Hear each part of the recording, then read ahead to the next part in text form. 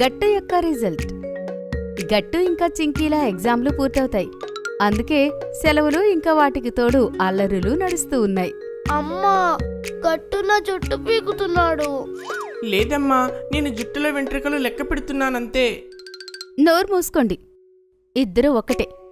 రోజు అంతా అల్లరి చేస్తూ ఉంటారు. పదండి, పుస్తకాలు తీయండి. అమ్మా, ఇప్పుడు సెలవులు కదా, నో పుస్తకాలు నో చదువు. ఎవరు చెప్పారు సెలవుల్లో చదువుకోకూడదు అని? పుస్తకాలు తీయండి, పదండి. అమ్మా, మేము టీవీ చూస్తాము. అస్సలొద్దు, మీ నాన్న విశ్రాంతి తీసుకుంటున్నారు, ఆయనకి డిస్టర్బ్ అవుతుంది. మేము ఎక్కువ సౌండ్ పెట్టాము, ప్లీజ్. అస్సలొద్దు, పదండి, పుస్తకాలు తీయండి. గట్టు చింకి బాధగా పుస్తకాలు తీసుకుని కూర్చుంటారు. అప్పుడే అమ్మ నాన్న దగ్గరికి వెళ్ళి ఇలా అంటుంది. ప్రశాంతంగా ఉంది. ఏమైంది, ఇద్దరూ పడుకున్నారా? అరే, వాళ్లకు నిద్ర ఎప్పుడొస్తుంది? వాళ్ళు పడుకోరు, ఇంకా మనల్ని పడుకోనివ్వరు. పుస్తకాలు తెరుచుకొని కూర్చున్నారు. ఎవరికి తెలుసు సరిగ్గా చదువుతారో లేదో, ఇంకా చూడాలి. అప్పుడే చింకీ అరుస్తుంది. అమ్మా, వీడు నా బుక్ కవర్ చింపేశాడు. చూసారా, చెప్పాను కదా, నేను పడలేకపోతున్నాను. తెలీదు వీళ్ళ రిజల్ట్ ఎప్పుడొస్తాయో, ఎప్పుడు వీళ్ళు స్కూల్ మొదలవుతుందో. వదిలేయి, పిల్లలు కదా, అల్లరి చేస్తూనే ఉంటారు. ఎండాకాలం సెలవులు కదా, ఏం పని చేయలేక అల్లరి చేస్తున్నారు. వాళ్ళిద్దరినీ ఎలాగైనా బిజీగా ఉంచాలని నాకు అనిపిస్తుంది. రాత్రి గట్టు చింకి నాన్నతో కలిసి డైనింగ్ టేబుల్ మీద కూర్చొని ఉంటారు. అమ్మా, డిన్నర్ తెస్తున్నాను, ఒక 2 నిమిషాలు. ఖాళీగా కూర్చొని గట్టు చింకీరికి బోర్ కొడుతుంది. ఇంకా డైనింగ్ టేబుల్ మీద కొడుతూ పాట పాడుతూ ఉంటారు. జింతా తాచితా చితా జింతా తత్తా, జింతా తాచితా చితా జింతా తత్తా, జింతా తాచితా చితా. జింతాకుతా జింతాకుతా. అమ్మ డిన్నర్ తీసుకుని వస్తుంది. ఇంకా ఇద్దరు పనులు చూసి కోపడుతుంది. గట్టు చింకి, ఇది ఇల్లు, థియేటర్ కాదు. పాట పాడడం ఆపేసి నోరు మూసుకొని డిన్నర్ చెయ్యండి, సరేనా? అప్పుడు నాన్న ఇలా అంటాడు. అరే, వీళ్ళిద్దరూ బాగా వాయిస్తున్నారు. నాకేమనిపిస్తుందంటే వీళ్ళకి తబలా నేర్పించాలని. సొసైటీలో అందరికన్నా పెద్ద తబలా ప్లేయర్ ఉన్నారు, శంకర్ నారాయణ్. అతని దగ్గరికి పంపిస్తాను. తీసుకెళ్ళండి, ఇంట్లో కాస్త ప్రశాంతతన ఉంటుంది. లేదు నాన్న, మేము తబలా వాయించము. మీరు గిటార్ తీసుకుని రండి, మేము దాన్ని వాయిస్తాం. పిల్లలు, మీ వేళ్లలో రిధం ఉంది. మీరు శంకర్ గారి దగ్గరికి వెళ్తే ముందుకెళ్ళాక మంచి తబలా ప్లేయర్ అవుతారు. తరువాత ఏముంది, మరుసటి రోజు నాన్న ఇద్దరిని శంకర్ గారి ఫ్లాట్కి తీసుకుని వెళ్లారు.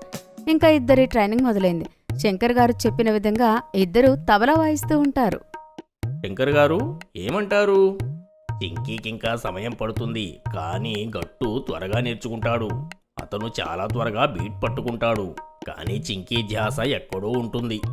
రోజు మధ్యాహ్నం నుంచి సాయంత్రం వరకు ఇద్దరూ శంకర్ గారి దగ్గరికి వెళ్లి ప్రాక్టీస్ చేసేవారు. ఇంకా గట్టుకి తబలా మీద చేతులు ఫ్రీ అవుతాయి. అతను చాలా బాగా తబలా వాయించడం మొదలుపెట్టాడు. కానీ పాపం చింకీ ఇప్పటికీ బీట్ కొట్టలేకపోతుంది. ఇంకా అలానే రోజులు గడుస్తూ ఉన్నాయి. ఇంకా ఆ రోజు రానే వచ్చింది. దేనికైతే పిల్లలు భయపడతారు, రిజల్ట్ రోజు. గట్టు చింకీ రిజల్ట్ తీసుకోవడానికి స్కూల్కు వెళ్తారు. మిశ్రా సార్ అందరికీ రిజల్ట్ ఇస్తారు. చింకీ క్లాస్లో ఫస్ట్ వస్తుంది. అందరూ చప్పట్లు కొట్టి తనని పొగుడుతారు.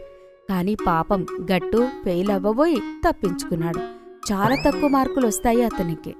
నీ రిజల్ట్ చూపించు. ఇప్పుడు కాదు, ఇంటికి వెళ్ళాక చూడు. గట్టు చాలా భయపడతాడు. అతను తన రిజల్ట్ని ఎవ్వరికీ చూపించలేదు. ఇంటికి వెళ్లేటప్పుడు గట్టు ఒక వ్యక్తిని చూస్తాడు. ఆ వ్యక్తి ఒక బాబుని తిడుతూ ఉంటాడు. ఎన్ని తక్కువ మార్కులా? దానికన్నా నువ్వు ఫెయిల్ అయ్యున్నా బాగుండేది. నీకోసం ఎన్ని డబ్బులు ఖర్చు పెట్టాను నేను. School fees, tuition fees, swimming class, computer, cycle, ఇంకా ఎన్నో. ఈ మార్కులా? సిగ్గుపడాలి. గట్టు భయపడతాడు. నాన్న కూడా అతన్ని ఇలానే తిడతాడేమో అని. ఇద్దరూ సొసైటీకి చేరుకోగానే, చింకీ, నువ్వు వెళ్ళు, నేను ఇప్పుడే వస్తాను. కానీ ఎక్కడికి వెళ్తున్నావు? చెప్పాను కదా వెళ్ళమని, నేను తర్వాత వస్తాను. ఇలా చెప్పి గట్టు పరిగెడతాడు. ఇంకా చింకీ ఇంటికి వెళ్తుంది. చింకీ రిజల్ట్ చూసి అమ్మా నాన్న చాలా సంతోషిస్తారు. ఇక వాళ్ళు చింకీ నోరు తీపి చేస్తారు. గట్టు ఎక్కడున్నాడు? పారిపోయాడు, ఏమీ చెప్పలేదు. ఖచ్చితంగా తక్కువ మార్కులు వచ్చుంటాయి, అందుకే భయపడి పారిపోయి ఉంటాడు. పారిపోయి ఎక్కడికి వెళ్తాడు? ఇంటికే వస్తాడు కదా. కానీ సాయంత్రం అవుతుంది. ఆ తర్వాత రాత్రి అవుతుంది. అయినా గట్టు ఇంటికి రాలేదు. అమ్మ నాన్న చింకి అందరూ కంగారు పడి గట్టుని అక్కడా ఇక్కడ వెతుకుతూ ఉంటారు. కాని గట్టు ఎక్కడా కనిపించలేదు. ఎక్కడికి వెళ్ళి ఉంటాడు నా గట్టు? అన్ని చోట్ల వెతికాము.